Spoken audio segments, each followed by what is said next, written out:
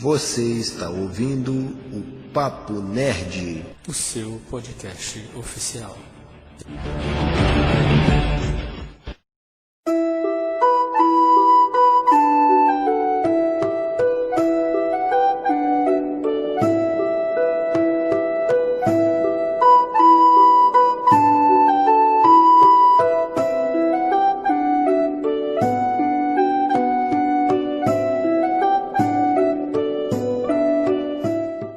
Salve nerds e geeks, eu sou Igor Leão e eu ainda não sei qual vai ser o meu personagem nesse jogo que nós iremos jogar.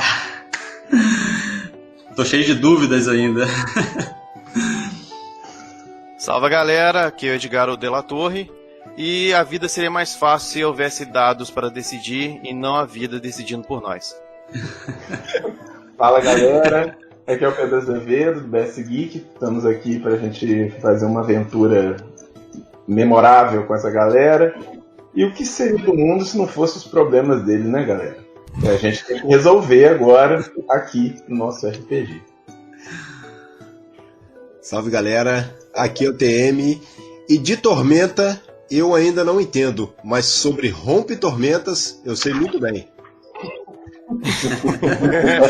Nossa, que graça. Horrível.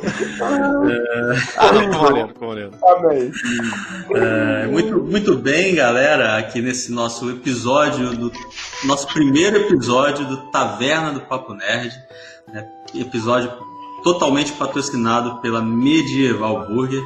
Vamos conversar sobre... seria o quê? Uma história, Pedro? História, ambiente, mundo... Seria o cenário. Cenário, ótimo. Então vamos conversar aqui sobre o cenário de Tormenta, né? O maior cenário de RPG brasileiro, não é isso? E ele é 100% brasileiro, isso aí é bem importante de ser frisado. Então contamos aqui com Edgar o Della Torre, Pedro Azevedo, para conversar comigo e com o Thiago sobre esse cenário. Vamos falar do que se trata a Tormenta, os personagens, que mundo é esse, né? E como nós vamos entrar nesse mundo para, enfim, partirmos para a nossa primeira partida de RPG aqui no Papo Nerd. Saudações, guerreiros! Preparem-se para a batalha!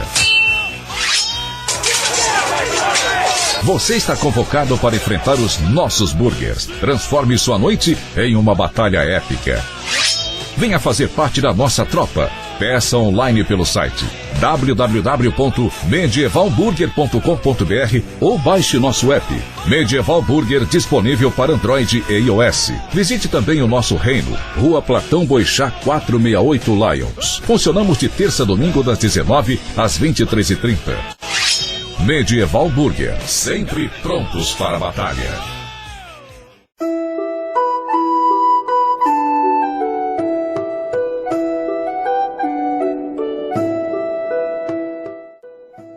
Quero começar perguntando aí como que surgiu, né, o cenário de Tormenta, né, toda essa história, esse ambiente, esse livro, né, vamos aí conversar sobre Tormenta. Então, eu vou falar um pouco só sobre a história, tá, gente? Tormenta é um cenário de RPG brasileiro que surgiu, gente, eu tô ficando velho mesmo, em 1999, tá? Ele surgiu como um comemorativo das 50 edições da falecida Dragão Brasil, era uma revista especializada em RPG. Surgiu como um especial da revista. Aí começou a fazer sucesso. A editora investiu e, a princípio, eram 3 pessoas que criaram esse cenário, que é o JM Trevisan, o Rogério Saladino e o Marcelo Casaro. Eles 3 criaram esse cenário e que se desenvolveu de tal forma, gente, que é um mundo medieval, um mundo igual à Terra na Idade Medieval. Só que as histórias se desenvolveram tanto, passaram 20 anos e acrescentaram-se mais 2 pessoas no trio Tormenta, que hoje é um quinteto. O Leonel Caldela hoje faz parte da equipe, além de Guilherme Delsvaldi, que é um desenhista muito bom. E galera, pra vocês terem noção, Tormenta faz tanto sucesso que foi o maior. Ano passado foi o maior financiamento coletivo da história do Brasil. Eles fizeram uma meta de R$80 mil, que era a meta. E eles alcançaram R$1.900.000 no financiamento coletivo. Não existe registro no Brasil de coisa parecida. Então vocês veem que as coisas são muito boas, né? Então, assim, para quem não conhece RPG, às vezes acha que é um grupo muito pequeno de pessoas que jogam, mas é um grupo muito grande, né, cara? Para quem mergulhar nesse universo vai ver que são muitas pessoas que são adeptos, que gostam, são entusiastas do RPG, né? Ah, com certeza. Torre, você chegou a conhecer Tormenta antes ou só conheceu agora que a gente tava brincando sobre ele? Então, ler sobre a Tormenta foi agora, mas assim, já ouvi falar do financiamento, graças ao Leonel Caldela, que estava olhando os Twitter dele e também via pelos podcasts, aí eu comecei a me habituar, só que eu nunca tinha parado para ler sobre ele, porque eu não tinha pego ainda a matéria para ler, mas cara, depois que você apresentou e só passou o primeiro manual, foi imersivo num ponto que até minha concepção de RPG mudou para eu poder até trabalhar em cima de um novo personagem, porque tá fantástico. Eles criaram uma classe de raças e umas possibilidades fantásticas. Eu tô impressionado e quero realmente me aprofundar muito nesse universo Tormenta. É fantástico. Caramba, hein? Pô, legal. Então a gente, assim, pelas informações que o Pedro passou aí, e o Igor ressaltou, realmente é uma quantidade expressiva de fãs, de RPGistas, né, que a gente tem aí no Brasil e que eu mesmo realmente não tinha essa noção, essa consciência da quantidade. Então, assim, eu fico muito feliz em saber que realmente existem pessoas que estão interessadas, dispostas a investir, porque aquilo ali é para todo mundo, cara. Aquilo ali todo mundo sai ganhando. Os fãs saem ganhando, os produtores. É um financiamento coletivo que vai ajudar todo mundo. Então, eu fiquei bem impressionado e estou empolgado aqui, cara. Estou empolgado porque eu quero saber mais sobre Tormenta, quero conhecer. Então, eu já vou lançar aqui a próxima, Pedro. Medieval Burger, sempre prontos para a batalha. O que é de fato o Tormenta? Fala pra gente. Vamos lá, galerinha. O que é Tormenta RPG e por que o nome Tormenta RPG, né? Vamos lá. Tormenta RPG se passa no mundo de Arton. Tudo vai ser no mundo de Arton. O continente de Arton, Arton Norte, Arton Sul. É um mundo muito parecido com o nosso, voltando na Idade Média. Só tem uma diferença muito grande, que é a magia. Lá é um ambiente mágico. É um ambiente com feiticeiros, com magos, com clérigos, servos dos deuses. Então, assim surge Arton. Tanto que no livro inicial, Arton surge, o nada e o vazio se unem. Eu não sei que sentido isso tem, mas a história é essa, tá? É como se eles fossem os titãs. Antes dos deuses tem os titãs, aí os titãs pegaram bem um embasamento dessa parte de história, parece. É, isso mesmo. E dessa união surgiram os 20 deuses do panteão artoniano, que daí criaram todas as raças, humanos, elfos, anões, halflings, os dragões, os monstros, enfim. São só 20 deuses, coisa pouca, coisa fácil. Só 20 gravar. E ainda, além dos 20 deuses, ainda tem os deuses menores. É uma viagem. Não, igual você falou que o universo é mágico, e como eles se apoiam tudo em magia, eles olham tecnologia como sendo uma coisa ruim. Exatamente. Olha assim, meio esquisito. Caraca, então os goblins, que são aquelas raças mais pertinhas de fazer coisas, eles olham assim, não, isso aí é uma máquina? Não, isso é estranho, não serve, funciona né? sem Não serve. magia. Não, isso é esquisito, você vai ser caçado. É meio que ao contrário do nosso universo, que na época teve caçação das bruxas por usarem magia e não tecnologia. Então você vai morrer porque você está usando uma coisa que é mágica, eu não sei explicar o que é, não é mecânico, eu não encosto. Eu achei isso muito engraçado, muito bacana. Tanto que a data atual, né, do cenário é 1410. A pólvora já foi descoberta, mas ela é proibida. Se você usar pólvora lá, você pode ser preso em algum momento. Mas voltando à história, por que o nome Tormenta? todo cenário de RPG, ele precisa ter um vilão. Ele precisa ter algo que os heróis vão almejar destruir. Desde o início do cenário, né? Eu vou usar um pouco do contador de história, né? Que todo RPG tem. Vou contar uma história que é curtinha, é rapidinho. Agora eu vou falar, gente, vocês vão aprender a ver isso. Em termos de jogo, não é mais o Pedro falando, agora é o mestre. Medieval Burger, sempre prontos para a batalha.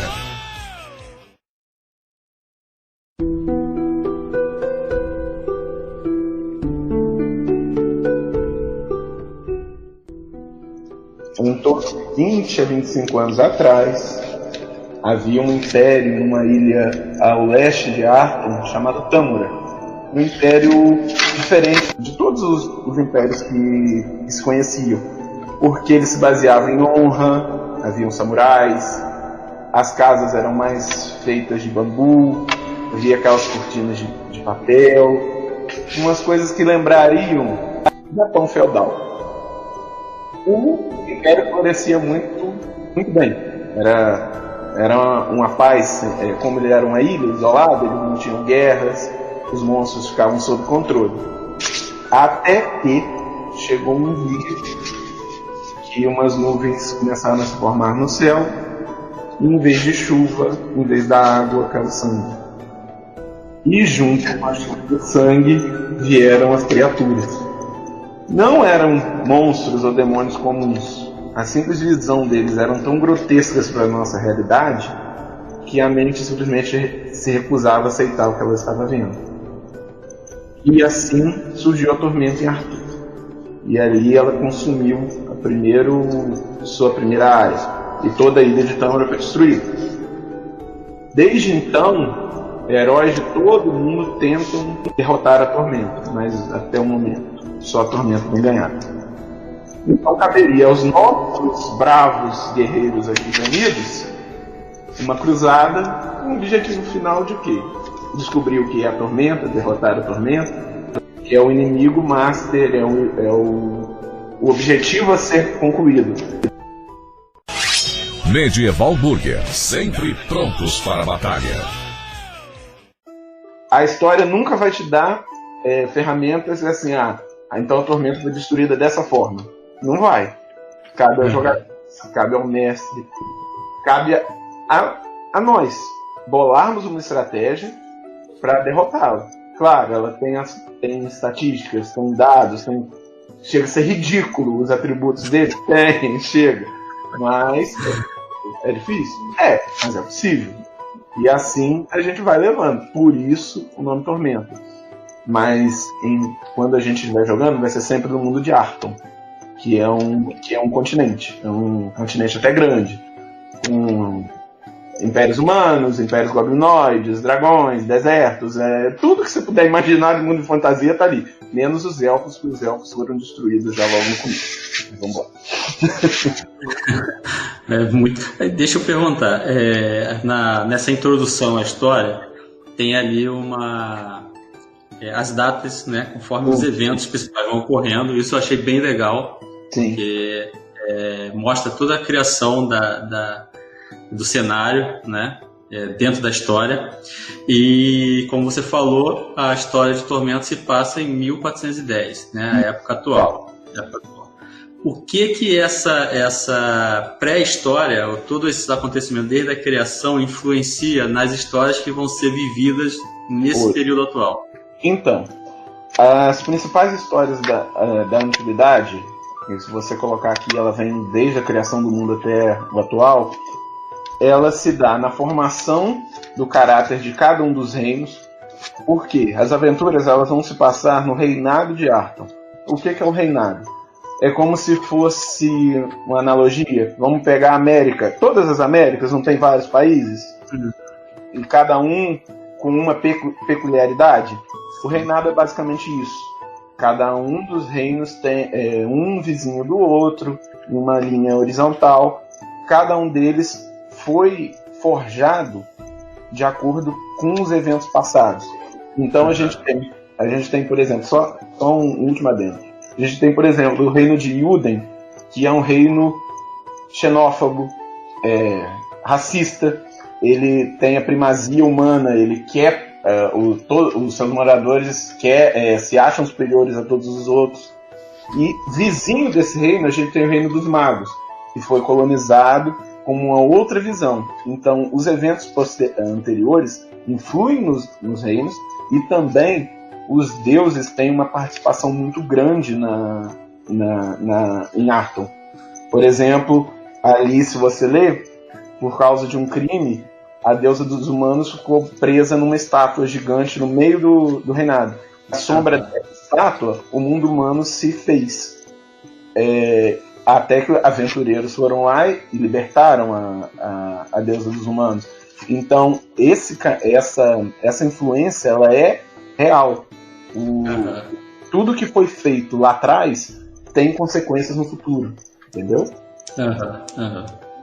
Considerando o efeito que tem um background para um RPG, o Tormenta, o cuidado que ele teve em criar um background com tanto tempo de história, explicando cada motivo de cada criação, cada deus que se juntou a outro deus, criou uma determinada raça, essa raça ela fez o que de benéfico para aquele território, as conquistas, igual os Minotauros foram criados para a guerra, depois eles se sentiram humilhados e se exaltaram e conseguiram a sua liberdade, quiseram reivindicar, pegaram muito background, cara. Esse cuidado que eles tiveram é muito bacana e dá essa credibilidade que eles mereceram, sendo o maior acolhedor de tantas ofertas aí do pessoal, porque não se cria fãs de uma história pobre. A história deles foi extremamente rica, importante.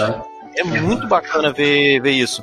E, poxa, tiveram cuidado de colocar um storyboard tão bem bolado que a história ela vai se encaixando e explica por que, igual o Pedro falou, de ser uma raça racista com outra, ou é uma raça que se acha superior. Isso. Não é uma coisa assim, simplesmente é porque é. Não, é porque começou dessa forma, houve uma guerra, houve uma aliança, houve uma traição, um Deus passou a perna no outro, criou-se uma nova aliança, Cara, isso é fantástico e que dá uma ambientação muito bacana para quem quer começar. Igual a gente vai começar numa história que já tem um histórico e a gente já vai entrar, a gente vai criar a nossa ficha com o nosso background, com essa história rica aí, já conseguindo pegar pedaço e falar, olha, vai ser assim porque tá descrito e você consegue criar. Isso é muito, muito bacana para começar.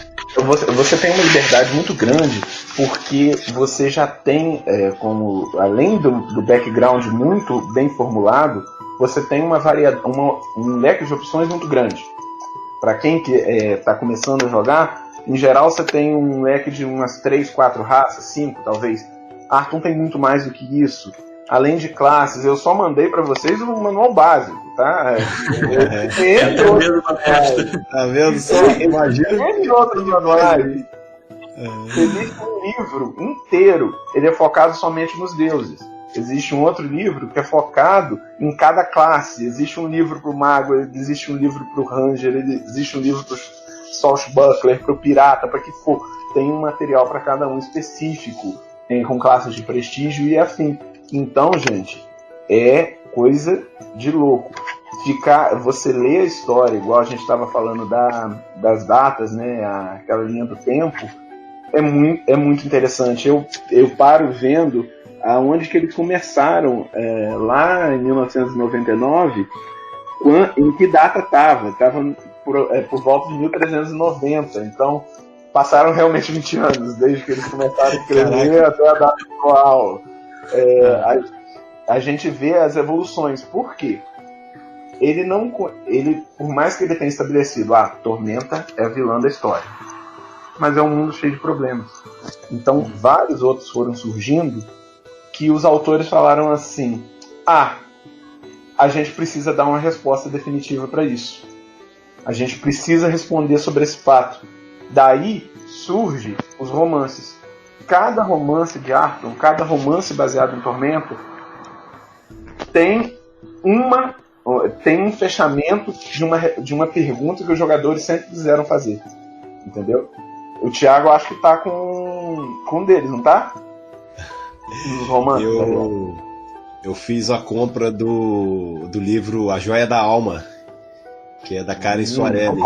Então eu acredito que é um romance de Tormenta, se não me engano. Sim, foi o romance de estreia dela no Então, aqui eu vou fazer uma outra pergunta, mas antes quero pedir para o Taverneiro encher aqui a minha caneca de cerveja, que já está seca. Por favor, sirva-me, nobre Taverneiro. Hoje precisamos molhar a garganta, não podemos ficar com a garganta seca. Exatamente. Bebê, amigos e horror. Bebê, amigos e horror, isso aí.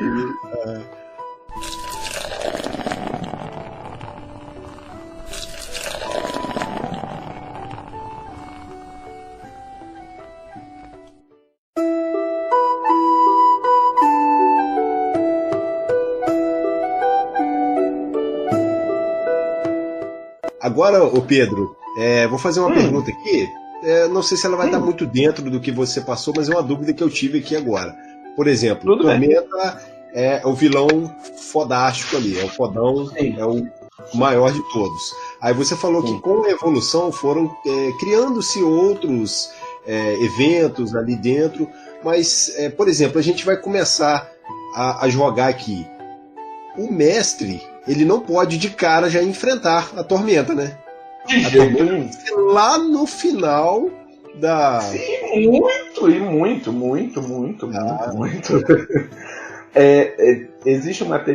Existem outros materiais focados em cada região de Arthur. Por exemplo, vou usar um exemplo que está até aqui no início. Fala da cidade de Valcária, que é a maior cidade do mundo. Imagina uma cidade com 2 milhões de habitantes, né? Uma cidade medieval com isso. Lá tem a favela dos goblins, o gueto favela dos goblins, o gueto dos elfos, a academia arcana. Tem tanta coisa dentro acontecendo que só numa cidade você pode fazer uma aventura. Simples assim. Dentro da cidade pode fazer. Agora, quando eu falo assim, eventos que vieram acontecer, um exemplo que está ali, os Minotauros falaram assim: não, a gente é mais forte que todo mundo, a gente não precisa ficar só no nosso reino. Eles simplesmente marcharam para o oeste inteiro do reinado e dominaram metade do reinado. E falaram para o rei assim: então, ou você se rende e você pode continuar com o que você tiver aí, ou você entra na guerra com a gente, você escolhe. E o rei se rendeu. Isso era uma coisa que ninguém esperava que ia acontecer. Já tem Tormenta, já tem uma porrada de coisa pra acontecer. Ainda vem Minotauro pra atazanar o sujeito. Aí não o suficiente, porque aí não tá no livro ali. Aí nos manuais que eles estão jogando, que eles estão lançando, né? A Arton começou a primeira guerra artoniana, porque o reino racista que eu falei se uniu aos outros dois e tamparam na porrada. Falaram assim: eu sou o eixo, eu vou dominar o negócio todo. Fez a Segunda Guerra Mundial agora no África, meu amigo. Com direito a Hitler, Mussolini e o Cantó 4. Isso vai estar aí no manual agora, que está sendo lançado. É a Primeira Guerra Artoniana. Então, cara, isso vai surgindo com a evolução da história, porque se eles mantivessem a mesma coisa que lá em 99, sem acrescentar nenhum material, não teria chegado até aqui. Entendeu? Igual, eu levei 10, 15 anos para descobrir a origem da Tormenta. Hoje a gente sabe o que é, porque o Caldela lançou uma trilogia única e exclusivamente para explicar por que a Tormenta surgiu, o que por que eles estão fazendo isso, o que eles querem. O cara lançou os livros todos dele, davam mais de 1.000, bem mais que 2.000 páginas fáceis, os 3 livros. Então, é coisa de louco. Coisa de louco é você imaginar que o cara começou há 20 anos atrás, falou: vamos fazer um cenário e o pior vilão vai ser a Tormenta. Ok. E quem vai ser o intermediário ou por quê? Não, isso aí com o tempo a gente vai desenvolvendo, a história vai desenrolando. Aí precisou do Caldela chegar com fazer uma chaproca de livro para explicar uma coisa que eles inventaram há anos. Exatamente. A gente faz isso aí, mais pra frente a gente vê o que vai resolver, mas isso eu achei... esse é o cuidado que eu tô falando que eles têm, isso é um cuidado muito além do normal. Você sabe uma das coisas que é muito engraçado lá da criação? Eu não lembro qual dos 3, que eles davam entrevista na época, eles falavam assim, quando foram criar o cenário, tô cansado dos elfos, eu não gosto de elfo não, tudo a mesma coisa, eles são imortais, fazem tudo de bom, vai o Legolas dando flechada pra não sei aonde, na época que surgiu o filme de Senhor dos Anéis. Não, aqui os elfos vão perder. Então você já entra no cenário com a cidade dos elfos destruída pelos goblinoides. Os elfos não têm lar em Tormenta. Eles são párias, eles são... Eles não têm o glamour dos elfos. Não. A Karen Soarelli, Thiago, no último livro que ela lançou ano passado, que é A Deusa no Labirinto, que deu uma resposta que todo mundo queria dos elfos desde quando foi lançado Tormenta. Então, 20 anos depois, a Karen entra para escrever um romance para explicar uma situação e dar uma esperança aos elfos, cara. É muito. O que deu pra ver nesse livro básico, dá pra ver um pouco desse rancor contra elfo, até o ponto que não tem raça pura. Todo elfo é misturado, quer dizer que assim, pra me manter, ele se uniu a algum povo e acabou miscigenando com ele pra ficar vivo. Você sabe foi uma luta pela sobrevivência. O exemplo maior foi quando os elfos tinham uma deusa maior que criou os elfos. Ela simplesmente fala, ela entra em pânico, chega pro deus Minotauro e fala assim, me proteja. Tá, ele pega um grilhão, coloca no pescoço dela, ela deixa de ser uma deusa maior, vira uma deusa menor, escrava dele. E todos os elfos, por consequência, escravos dos Minotauros. Olha que bacana. Caraca. Eles cheiram um pouco a Star Wars, a história de Jabba, mas ok. É legal porque como o RPG ele trabalha com a imaginação, né? É um jogo, uma brincadeira que parte da imaginação.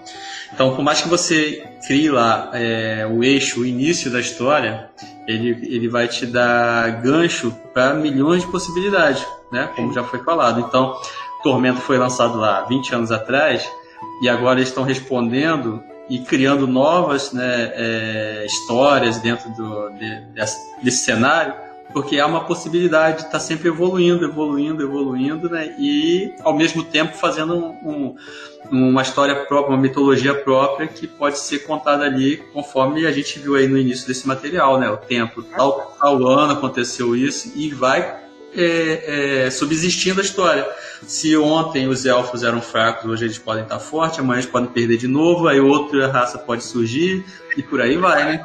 Já chegou no ponto que parece que a história está se escrevendo. A história monta a própria história. Igual o eixo. O eixo vai ter heróis, aí vai contar a história dos heróis, vai ser o certo ou errado. Quem estava certo ou errado? Quem ganhou tá certo, quem perdeu tá errado. E os errados? Vão lutar e vão fazer a Segunda Guerra? Talvez. Aí já cria uma história, já vai. Isso eles criaram uma semente que tá só florescendo. Tá muito bacana. Eles têm uns personagens chaves, uns NPCs, né? Uns NPCs muito icônicos.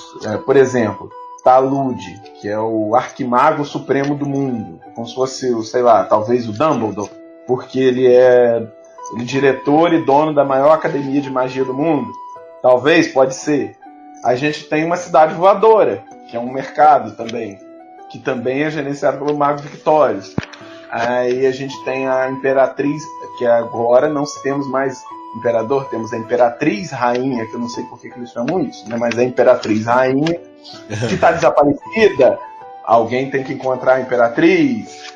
A gente tem o único Goblin Paladino que existe em Valkyria, um Goblin que se veste de armadura pesada e ajuda os outros, cara. Isso é muito engraçado, mano. Isso é muito engraçado. Vocês chegaram a ver o filme só cortando aí, do Goblin Slayer? Não. Exatamente, mostra um Goblin Paladino. Então. Isso foi, acho que fizeram. Não tem nada, uma história a ver com, mas fez um paralelo, cara, que realmente até entre os personagens ali, eles olharam, Goblin Paladino, não, isso é impossível, porque é surreal de tão engraçado. Então, a gente tem reinos assolados por uma praga que ninguém sabe de onde ela vem. A gente tem reinos que são só de bárbaros, tipo índios, essas coisas. A gente tem reino que é armamentista. A gente tem reino que tem um monte de floresta mágica, de madeira mágica que eles usam para fazer arma. são infinitas as possibilidades da gente pensar assim numa aventura e que ela vai linkando com os grandes eventos de Arton. Eu não posso colocar uns personagens, a gente aqui que começou agora, falar assim, não, a gente vai lutar na guerra de Arton. Vocês vão lutar? Vocês vão morrer. Vocês não vão fazer nada. Do nada. Não tem como, né? Vocês não vão fazer nada. Fazer missão rank D antes de subir pra ranquear. Aí, esse tipo de coisa que a gente tem no RPG. Por mais que Arton tenha um arcabouço muito grande de histórias, e tem. Você tem uma mitologia muito complexa, você tem N situações que os jogadores vão querer resolver, mas eles não vão resolver lá agora.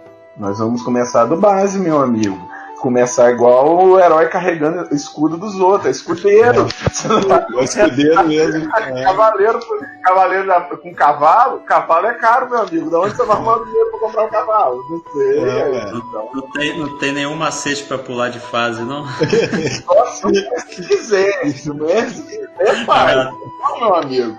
Você vai penar até ficar mais forte.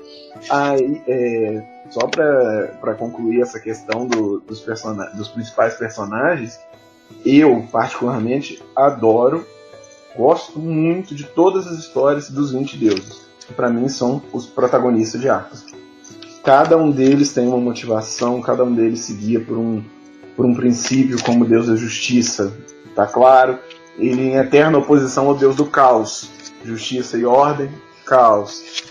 O Deus do Sol e a deusa da Escuridão. Escuridão não no sentido maligno da palavra, mas simplesmente da noite, que não dá para você ter um sol o dia inteiro. São coisas assim, eles me chamam muita atenção. Então, eu gosto muito de ler sobre o panteão artoniano e depois vou compartilhar com vocês mais um outro livro para vocês conhecerem eles melhores também. Eu gostei sobre da luz e da escuridão. Foi aquele trechinho que falou de eles brigaram bravamente e terminou empatado. A luz ficou com 12 horas do dia e a noite ficou com 12 horas da outra metade. Ou seja, eles tentaram explicar todas as concepções físicas de lógica do mundo com brigas e conquistas.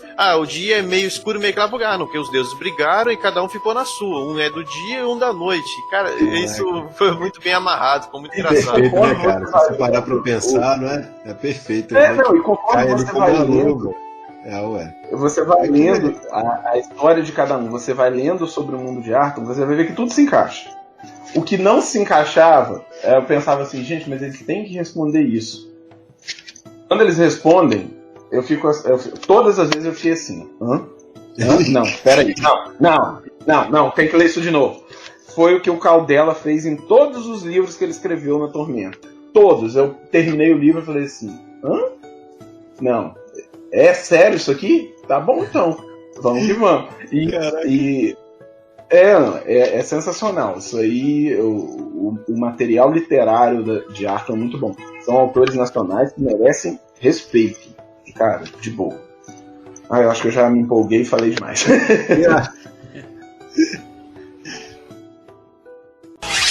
Medieval Burger, sempre prontos para a batalha.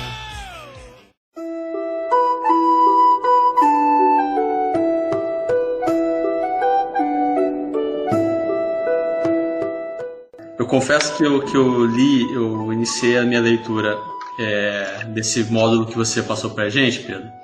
E assim, é perceptível que tem uma grande influência de Senhor dos Anéis, né, ali na história. Eu senti até lendo um pouco, vendo assim um pequeno Silmarillion, né, contando a história da criação, né, passo a passo. Até levei em consideração também a Batalha do Apocalipse, que começa ali com toda, né, a descrição do tempo, desde a criação e tudo. Isso é muito legal e é um dos aspectos de história que eu mais gosto. Você vê toda a descrição de criação e desenvolvimento até chegar realmente na história principal, né? Isso é muito legal porque ambienta a gente e permite que a gente conheça personagens até que a gente não vai jogar, mas que de alguma forma vão influenciar no nosso andamento, né? Porque você pode dizer assim, eu sou a favor daquele Deus, então eu sou assim por causa dele. Eu sou daquele lugar que é que serve aquele Deus, adora aquele Deus, então eu vou agir assim por causa disso, né? E levando em consideração que os deuses, assim como existe na nossa no mundo real, né, seja na mitologia grega, mitologia romana, os deuses eles sempre são a representação de toda a plenitude das características humanas, né, no nível mais alto, né? E isso possibilita a gente entrar nesse mundo de uma forma assim, se você conhece o Deus, né, você conhece basicamente o que é ter todo o poder, e isso influencia você a querer, sei lá, realmente vencer em todas as batalhas que você vai participar. Sim, tanto é que no panteão arturiano você tem desde o deus da guerra. O que ele quer? Ele só quer a batalha. Ele quer que você, os servos dele, o clérigo dele, ele vai fazer de tudo para ter batalha. Ele não quer vencer, ele só quer brigar. Ele tá ali pra... Ele sussurra no ouvido de um, vai no ouvido do outro, ele quer a guerra. Ou ele vai pegar um porrete e vai bater em todo mundo. Também ele pode fazer isso. O negócio dele é ter briga. E assim a gente vai. Então, aí quando você acrescenta as raças mágicas, como elfos e anões, minotauros, gênios, que tem uma raça também que é descendente de gênios. Gênios tipo Aladdin mesmo, de gênio da lâmpada, no caso. Gênio da lâmpada. Eles têm uma raça descendente de gênios também. Os Halflings, que são os hobbits do Senhor dos Anéis, eles também existem aqui. Então, essas raças também têm uma representatividade. Então, você aumenta ainda mais concepções e conceitos num nível muito maior. Por exemplo, eu vou fazer um personagem. Ele é servo do Deus da Justiça. Se a gente está num grupo aqui, aí o Delatorre vai e faz um servo do Deus do Caos. Dá certo? Não vai dar, não. Já vai ter uma Tem que dar, o mestre resolver. O mestre não vai interferir na escolha dos personagens, do jogador. Vai caber, aí vai ser, uma hora os dois vão sair na porrada, um vai morrer, rasga a ficha e faz de novo. Isso seja assim. Ou bota um background muito bom que justifique a tolerância entre os dois. Isso. Também pode acontecer. Pode acontecer. Um não pode converter o outro. Tem muita convicção de cada um. Até porque, até falando em mecânica, quem joga com algum servo de algum deus, ele tem benefícios, né? Ele ganha uns talentos adicionais pela aquela devoção, mas ele também tem umas obrigações. Por exemplo, o Deus da Ressurreição você não pode matar nenhuma criatura inteligente. Não pode. Se você matar uma criatura inteligente, você perde todos os poderes que você tem. Aí, como que você não mata uma criatura? Você vai enfrentar, por exemplo, um outro humano que está tentando te matar. Aí você vai usar o quê? Uma arma branca? Um bastão? O que você vai fazer? A deusa do conhecimento impede você de falar mentira. Aí você descobriu o segredo para vencer a tormenta. Aí, por algum motivo, você é capturado. Você não pode revelar isso. E aí? Caraca, velho. Tudo no RPG ele tem como na vida, uma ação, uma consequência. Nada é perfeito. Tudo vai ter um contraponto. E isso torna E o contraponto do nosso jogo é o mestre, que vai pegar esse daí e vai fazer: então você é da justiça, ok. Olha, tem uma criancinha passando fome, mas roubou um pão. Tem um guarda do lado e falou assim: vou matar. O que você faz? Apoia o guarda ou salva a criança? O guarda tá exercendo a lei do município, do castelo. A criança tá morrendo de fome. E aí? A obrigação do mestre é confrontar todos os malefícios, porque a ideia dos personagens de RPG é que eles não sejam perfeitos para ser o mais real possível. Claro, a gente não vai atirar uma bola de fogo um no outro, por mais que isso seja legal. Mas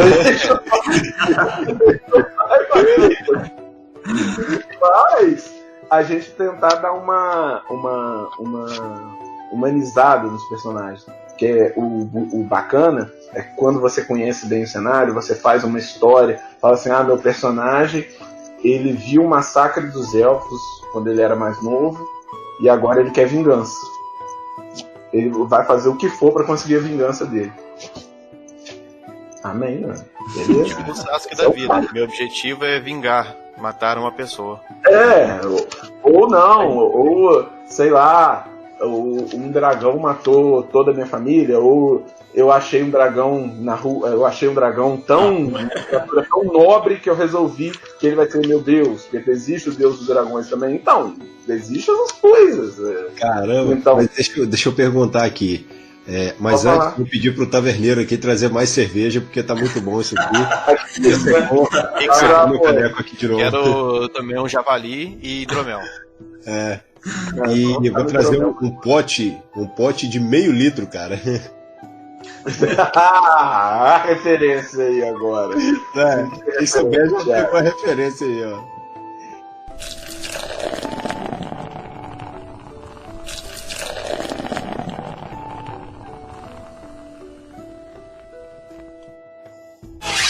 Medieval Burger, sempre prontos para a batalha. Em cima do que o Della Torre falou aí, sobre você ter algumas características, né? Até mesmo na formação ali do seu personagem, eu posso perceber que algumas motivações que o personagem tem, isso aí vai meio que influenciar diretamente na personalidade dele. Ou seja, se ele quer vingança acima de tudo, ele tem que colocar aquilo ali num patamar. Todas as ações que ele for fazer, talvez a vingança esteja como uma prioridade, né, até determinado ponto, até onde ele pode chegar, né? Então, sobre isso aí, que era assim, a minha dúvida, queria que você explicasse. Você que pode escolher essas motivações para os personagens, ou você tem que pegar alguma coisa que está dentro ali do cenário, né, para poder moldar? O jogador é livre para fazer a motivação que ele quiser. O background é dele. Pode facilitar ele ler a história de um reino e saber que aquilo encaixa na cabeça dele. Mas se ele também não quiser, assim, não. Eu nasci no reino racista, mas eu não sou. Amém? Não é. Pronto. A motivação é outra. Não necessariamente. Assim como a gente é um grupo, ninguém aqui conhece a história de vida de todo mundo aqui, nos personagens também não. Só que o mestre vai conhecer. O mestre vai saber a história pregressa de cada um e saber usar a história de cada um contra ele. Porque, por exemplo, se o camarada quer vingança acima de tudo, se ele não agir dessa forma, ele não ganha experiência. Ele perde ponto de experiência, na verdade. Ele tem que agir de acordo com o que ele diz que é. Não. Eu estou numa jornada para fazer o bem e ajudar todo mundo que precisa. Beleza, você vai ter que fazer isso. Se você não fizer, não, eu quero, eu estou cumprindo uma profecia que eu tenho que fazer isso, tenho que fazer aquilo. Beleza, você vai fazer. Você vai deixar os outros para trás? Aí é com você. Então toda motivação o mestre sabe. Os outros jogadores não vão saber? Não sei. Às vezes a motivação sua é ter que roubar um dos jogadores. O que eu posso fazer? Rouba, tenta. Se o dado permitir, você vai roubar. Senão, pode enfim, tudo pode acontecer. E até mesmo a classe escolhida, igual aquela que eu tava falando um pouco antes aqui, que eu tô querendo mudar de Ladino pra essa Swashbuckler. Sim, Swashbuckler. E eu tava lendo sobre ela, cara, ele tem que ser, até a forma dele lutar, tipo, ele não pode usar armadura, a forma dele lutar é diferente, ele tem que fazer um teatrinho, ele tem que fazer uma frase de efeito, uma piada, uma brincadeira e caçoar. Lembrei dele.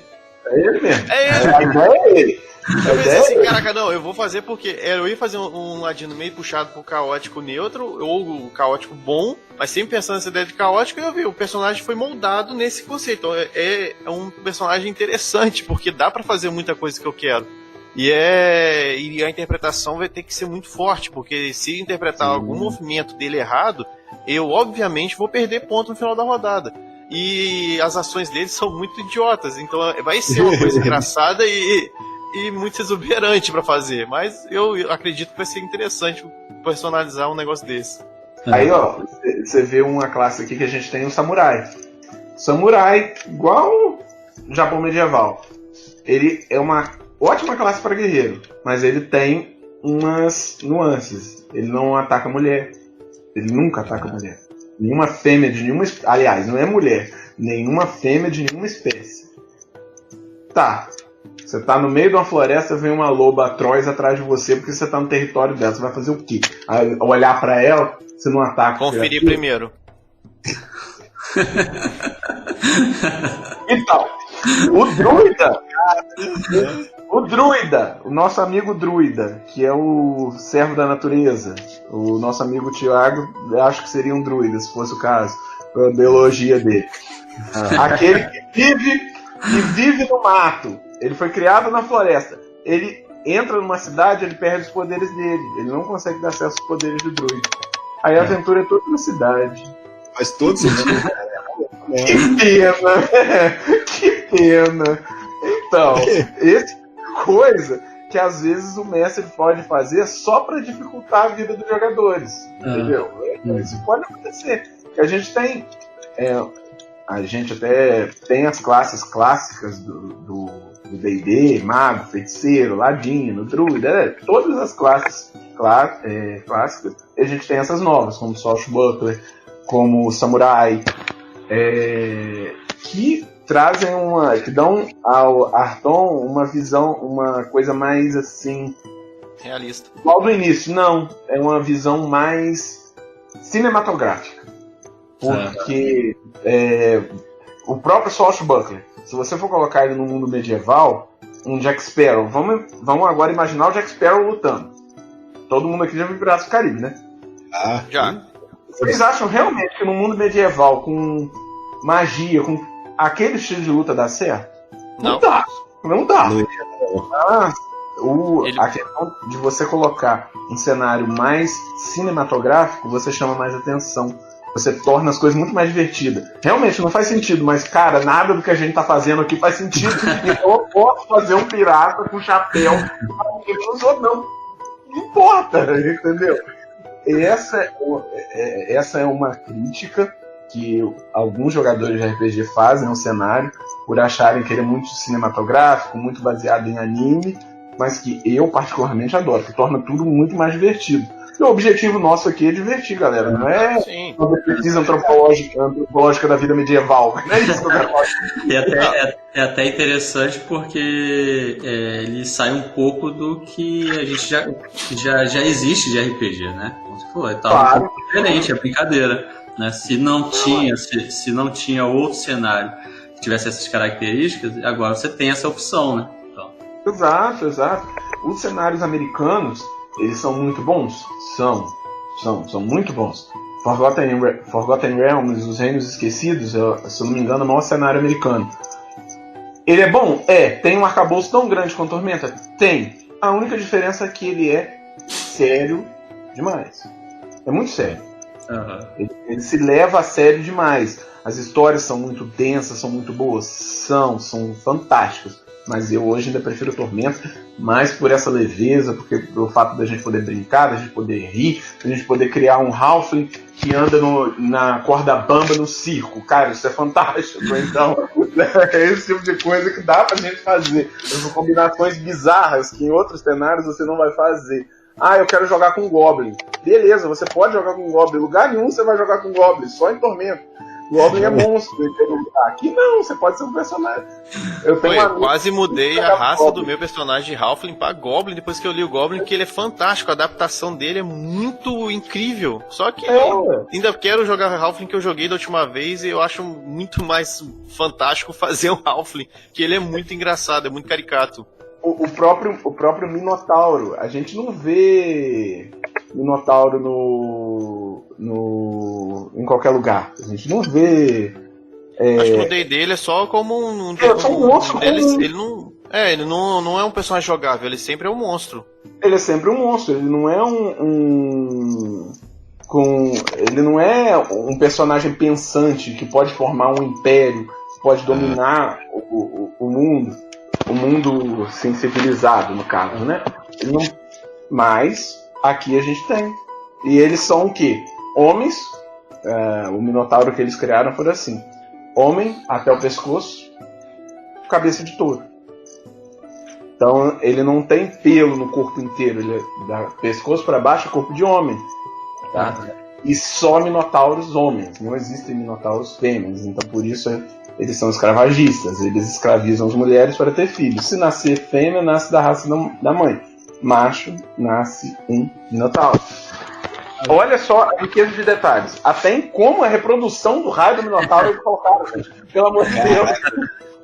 Nossa, mãe. Assim, sutilezas, né? Sutilezas, pode perceber. Até isso eles colocaram. Então, é uma coisa muito interessante. Eles colocaram uma raça nova, até foram incluída nesse manual, essa que eu mandei para vocês.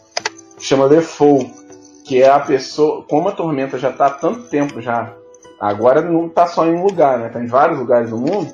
Tem pessoas que nascem maculadas, com alguma parte do corpo como se fosse um crustáceo, como se fosse algo bem bizarro, né? E ele tá vivo, ele não é culpa dele que ele tem aquilo dentro do corpo dele, ele nasceu assim, cara. Eles sofrem muito preconceito e tal. O Arton fala muito disso, da liberdade, da diversidade, tá? Eles têm muito dessa pegada. Então os Lefou... E até mesmo a questão, igual você estava falando agora há pouco, do que você vai escolher para o que você vai interpretar, os Lefous, ele tem uma busca constante da origem dele, porque como eles surgem, eles não sabem exatamente por que eles são daquele jeito. Então até mesmo quem vai pegar um personagem igual esse para se interpretar, tem que ter esse cuidado de você falar, não, você é um Lefou, então... tentar buscar a sua origem, de onde você veio, por que você é assim, por que você ficou maculado, ou alguma coisa desse jeito. Eu tava lendo sobre ele, parece por uma raça nova, a riqueza de detalhe dele, de como ele é, para como ele é interpretado, é assim, assustadora. Eles saíram bem do padrão com ele. Essa raça, ela surge porque eles vão, para mim, uma evolução natural do sistema, que a Tormenta vai se tornando quase parte de Arton. Ele deixa de ser um vilão, assim, que os heróis têm que destruir. Muitas das pessoas, assim, falando em game agora, né, como se fosse no jogo, muitas das pessoas simplesmente já aceitam a Tormenta como algo normal e vira que segue, eles estão aí, ninguém consegue derrotar, os deuses não vêm aqui derrotar, então vai continuar aí. Tanto que nas edições mais atuais, e o Thiago... não, você pegou a Joia da Alma, né? Não foi a Deusa do Labirinto não, né, Thiago? Não, a Joia da Alma. Eu acho que a Deusa do Labirinto é como se fosse uma continuação, não é? Mais ou menos isso. Não, a Deusa do Labirinto é outro livro. É outro livro. Isolado? São. Os livros de Tormenta, em geral, são histórias isoladas. Só a trilogia que foi sequência. A Tormenta se tornou tão parte de Arton que agora ela tem deuses menores da Tormenta. Como se os artonianos perderam tanto a esperança, perderam tanto o desespero foi tão grande que eles começaram a adorar essas coisas. Então, eles vão... para você ver a complexidade do lugar, a complexidade que dá. E volto a dizer, só reforçando o que a gente falou no programa passado, isso é só fantasia, tá, gente? Se alguém começar a ver a realidade disso, pelo amor de Deus, para por aqui. Verdade. Eles se aproximaram tanto do livro da realidade, tapando o buraco de eventos da realidade, que se você tiver, igual o Thiago tava falando ali, ouvindo uma determinada música ou fazendo um determinado rito, você começa a pensar assim, será que eu tô vivendo uma fantasia, a realidade tá ali? Porque faz mais sentido isso do que isso aqui. Porque o que acontece? Se você for pegar... Troca Tormenta por Corona aí, tá igual. Daqui a pouco a gente vai conviver com ela, vai falar assim, o cara tá com Covid. Não é normal, cara. Você é só uma raça nova, tá? Fica tranquilo. Segue o fluxo que você tá indo bem. Não é difícil você pegar as analogias do cenário. Não é difícil você pegar, igual o Igor falou o início pareceu o Silmarillion. É verdade, é puro e simples Silmarillion. A ideia ali é igualzinha. Se você pegar para ler, ali tem muita regra de como jogar. Tem outros livros, por exemplo, um livro que se chama assim, O Reinado. Ele não vai ter regra nenhuma, ele só vai descrever, igual você leu no Silmarillion, cada um dos reinos. como surgiu, da onde vieram aqueles colonos, o que eles tiveram que enfrentar ao longo dos anos e como eles chegaram até ali. Cada um dos 20 reinos, é só isso, é só história, é só arcabouço. Então, é uma coisa que chama atenção, que vale a pena conhecer, porque é muito bem feito, Medieval Burger, sempre prontos para a batalha. Agora, o Pedro, o reinado, ali no livro ali, diz assim que o reinado é uma grande coalizão de reinos humanos, né? Além de alguns não humanos. Queria que você explicasse como que funciona essa dinâmica na história de Tormenta, nesse cenário, dessa relação entre humanos e não humanos. Como existem vários tipos de seres, né, várias criaturas, como que eles se relacionam ali? Porque o reinado ali, dizendo que é uma coalizão de reinos humanos e alguns não humanos. Então, explica pra gente como que funciona essa dinâmica, né? Porque se são humanos, não têm poderes, têm algumas habilidades, mas não possuem poderes, né? Talvez alguns estudem lá magia, desenvolvam algum talento, alguma habilidade. Mas são muito poucos. Mas são poucos porque as criaturas são fantásticas, né? Elas realmente que detêm algum poder relacionado à magia. Então, como é que funciona essa dinâmica entre eles ali no cenário de Tormenta? Varia de raça para raça. Por exemplo, os Minotauros, que se veem como superiores a raças humanas, é deles. Eles sempre quiseram dominar, como a cultura deles é o forte domina o fraco. Então, eles iniciaram uma guerra para poder fazer isso. Então, a relação humano-minotauro, a gente fala as raças táuricas, né, que são minotauros, não é algo simples, porque os minotauros têm essa questão de superioridade. Então, lidar um humano com o minotauro é complicado. Os elfos não têm reino mais. Eles vivem em guetos, eles vivem em comunidades na floresta, eles vivem isolados. E eles têm um senso de superioridade, um orgulho tão ridículo, que foi o orgulho que levou à queda deles. Então, mesmo eles literalmente na merda, eles ainda se acham superiores aos humanos. Então, os humanos não conseguem lidar com eles, se acham eles muito pretensiosos, arrogantes, e torna complicado. Agora, outros reinos, por exemplo, a gente tem Hungari, que é o reino dos Halflings, dos Hobbits. Cara, é um reino de boa, mano. Eles estão ali cultivando a terra deles, fumando eu esqueci o nome da erva, não é o equivalente ao tabaco. Fumando o tabaco deles.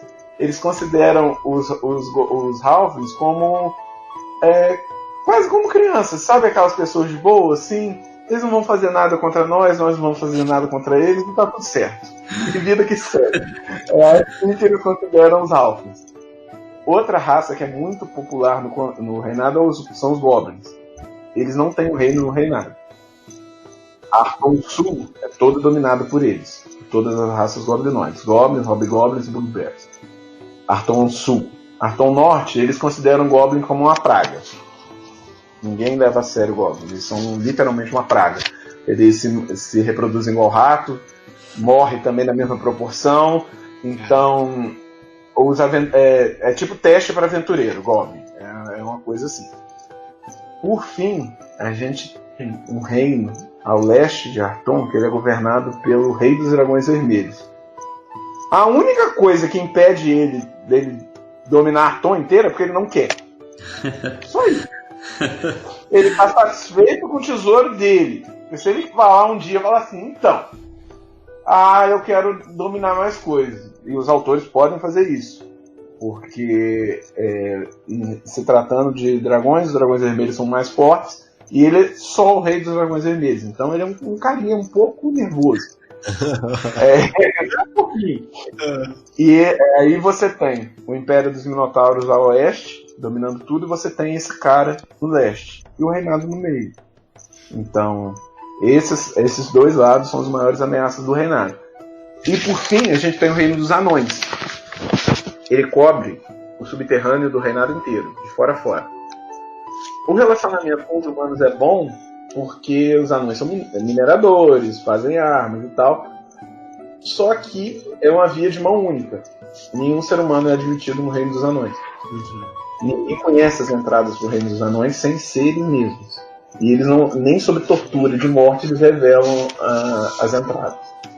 Então, essa relação é meio que simbiótica pro lado dos anões. Eles vêm, se aproveitam do que precisa de Arton e voltam pro reino deles. Então a dinâmica é mais ou menos essa. Só que da mesma forma que a gente tem várias raças, a gente tem várias posturas de seres humanos, né? A gente tem reinos que é aberto, que é acolhedor, como o reino capital, que é Derreon, e você tem reinos como Yulden, que caça não humanos. Você tem reinos como Portsmouth, que caça magos. O conde lá não gosta de magos. Eu não lembro se explica. Ele simplesmente não gosta. Tudo dele é contra mago. Então ele mata. O simples fato dele reconhecer um nas terras deles, ele mata. Tá. Tem um outro. Ironicamente, tem o reino da medicina. Eles não acreditam. Eles são ateus. Eles negam todos os deuses. Então não tem magia divina. Então eles desenvolveram. Porque lá a cura, magia divina. Fazer cura leve, curar ferimentos e vambora. Esse reino não acredita. Então eles desenvolveram medicina. É sutura, é passar desinfecção. O que é até muito legal, que no livro do Caldela tem um personagem desse reino. Ele tá no leito de morte dele. Um amigo dele fala assim: eu vou te curar com magia divina. Ele fala assim: não acredito nisso. E ele morreu. Caraca! Não acredito, ele morreu. Na cena morreu seguinte, com convicção. Não, a convicção dele era que isso não existia. Ele morreu. Bacana, cara, bacana. Mas basicamente a relação é essa. A gente tem por fim a relação com o Arton Sul. Né? Arton é um continente que é dividido por um istmo, né? Uma faixa de terra com um grande continente no sul. Esse continente do sul é onde os elfos viviam, até um outro problema de Arton também, que chama Aliança Negra, que surgiu um general de uma raça goblinoide, muito inteligente, e dominou todo mundo, colocou todo mundo para lutar por ele. Goblin, ogre, orc, o que tivesse lá. Os elfos eram organizados, né? Sempre lutaram muito organizadinhos, tudo bonitinho. Tá, aí você coloca um organizadinho, tudo bonitinho, 20 mil criaturas surgindo no seu ponto. Você mata um, sai 3. Aí não tem como. Aí eles dominaram Arton Sul e estão subindo. Aí eles pararam numa cidade fortaleza no meio. E tem um reino que está quase se borrando todo para saber o que vai acontecer agora. Eles vão invadir os humanos. Os humanos, no meio de uma guerra, tem esses caras lá embaixo. E aí? Então, é isso aí. Tudo pode acontecer, né? Então, assim, parece que o universo Tormenta tem vários ganchos e vários gaps para várias outras histórias que ainda podem acontecer, fora as que já existem e fora as que já existiram. Sim. Por exemplo, se você quiser esquecer completamente que a Tormenta existe, você pode. Foca em outra coisa. Não, eu quero lá salvar a cidade lá dos goblinoides. Eu quero derrotar a Aliança Negra. Tá bom, cara. Vamos derrotar a Aliança Negra. Não tem... e a Tormenta? Deixa a Tormenta pra lá. Beleza. Não quero fazer nada disso. Eu quero criar um objetivo meu. Vamos criar um objetivo. O background tá ali, mas nada daquilo ali escreveu, tem que ser a ferro e fogo. Não, tudo é do que os jogadores quiserem, entendeu? O que o mestre deixar também. O que o mestre deixar. O mestre é um fanfarrão. Verdade, o que o mestre deixar. Porque certas coisas o mestre vai ter que falar assim: vocês têm certeza que vocês querem fazer isso? Toda vez que o mestre falar essa frase e tiver com um dadinho na mão, ele nem precisa estar com o dado na mão, só ele falar: vocês têm certeza que você vai seguir esse caminho? Para e pensa, porque vai dar merda. Aí que é a tormenta. O jogador fica atormentado pelo mestre. Você fala assim: então, você tem certeza que você vai seguir por esse caminho? Beleza, então. Aí você só escuta um dado assim caindo. Pá! Então, faz um personagem aí que você acabou de cair numa armadilha e foi empalado. Então, fazer outro personagem que o seu já era. Aí eu vou pedir pra ver o dado do mestre, não pode não, né? Não, só se o mestre quiser. Se o mestre quiser, ele pode. Isso é pra ajudar e prejudicar o jogador. Uhum. Porque se o mestre tá vendo que o grupo tá numa batalha, tá sendo trucidado, ele pode manipular a favor de vocês, a favor do jogador. Fala assim, não quero que eles morram agora. Eles deram azar, tiraram um monte de na primeira rodada, todo mundo se ferrou. Cara. Eu vou dar uma colher de chá aqui. Beleza, ou ele pode falar assim, não, dane-se, vamos jogar aqui, saiu. Morreu todo mundo. Eu já joguei dos dois jeitos. Tanto que eu já morri no nível 1 com a pedrada de um goblin, que me acertou um crítico, com a funda. Aí eu acho que o dano total deu menos 15. Menos 10 eu já morri. Cara, pedrada crítica de um goblin, mas acontece. Isso, cara. Vida que segue, vai fazer o quê? Ainda corre o risco também de você achar uma das pedras criadas pelo deus da enganação. Você tá lá de boa, tropeça nela, você ganha aquela gema e você ganha atributos que podem ser muito bons, aleatórios, benéficos a você. Pode acontecer isso também. Pode. Uma das histórias mais clássicas de Arton é de uma elfa, Aniele, que com certeza qualquer um aqui, se digitar agora no Niele Arton, vai ver do que eu tô falando. Ela tinha um cajado, que o cajado, ela era tida como arquimaga de Arton. Não, o cajado fazia magia a hora que queria. Ele tinha vontade própria. Às vezes ela queria fazer magia. Às vezes ela queria fazer uma magia de teleporte, ela transformava o cara do lado num gigante. Parece o chapéu do Presto do Caverna do Dragão. Faz magia a hora que quiser. Exatamente. A ideia, no caso, é exatamente essa. Pra você ver que tudo pode... Nada é daquele jeito que parece, né? Tudo pode ter um fundo mágico por trás que torna tudo mais legal. Medieval Burger, sempre prontos para a batalha. Então vamos para as considerações finais, né?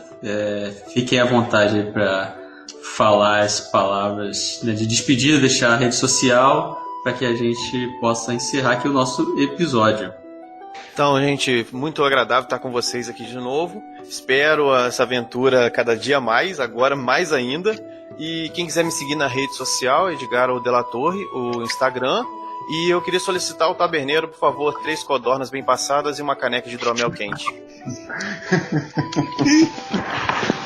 Então, gente, eu fico muito feliz de estar aqui, que é sempre muito bom falar de RPG, narrar uma aventura também. Eu já estou ansioso, eu já tenho algumas ideias de como eu vou torturar vocês, quer dizer, como eu vou conduzir a aventura. Mas é assim que é uma vida de um aventureiro em qualquer cenário de RPG.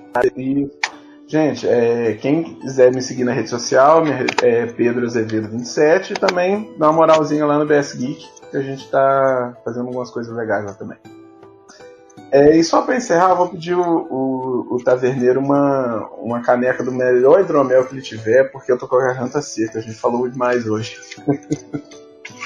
Boa, galera, esse episódio aqui foi muito legal, muito bom, tá conhecendo aí, né, adentrando aí no cenário de Tormenta, muita informação, mas confesso que, assim, coisa boa, né, a gente tá começando a encaminhar aqui para nossa aventura, e eu também tô bastante empolgado com tudo isso aí, tô gostando muito, e agradecido aqui mais uma vez aos nossos amigos aí, Edgar Della Torre, Pedro Azevedo. Então, quem quiser falar comigo, tô lá no Instagram, no Twitter lá, só mandar uma mensagem, conversar. E agora quero solicitar ao taverneiro, por favor, um canecão daquele de meio litro de cerveja escura e um javali mal passado. Pode mandar. O fome. Enquanto a gente espera o taverneiro trazer os pedidos, né? Eu agradeço aqui pela presença do nosso amigo Della Torre, Pedro. Muito obrigado, cara, por vocês estarem nos ajudando a entrar nesse cenário medieval de RPG, né, nos ambientando aí de toda a história, de todos os personagens, né, de todos esses seres fantásticos, para que a gente possa aí tão breve nos aventurarmos em busca de derrotar essa tormenta, né? Vamos começar com uma brisa, uma chuva bem fininha, até que a gente possa ter chance de derrotar essa tormenta. Tá? No mais, todos aqueles que estão nos ouvindo, se quiserem nos seguir, nos acompanhar nas nossas redes sociais, os links vão estar na descrição desse episódio. Tiago, mais um episódio para conta aí da taverna, né, do Papo Nerd, e a gente fica por aqui enquanto o taverneiro traz a conta aí, por favor, e a gente vai se despedindo. Mas antes ele pode trazer uma rodada de Medieval Burger para todo mundo aqui. Oh, beleza. Eita, Ó. Então é isso, cara. Valeu, obrigado e até o próximo episódio. Tchau, tchau. Valeu.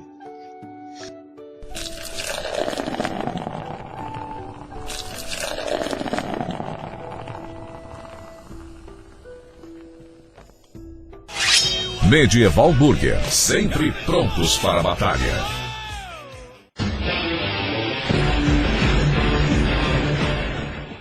Esse podcast foi editado por Livro, Caneta e Café.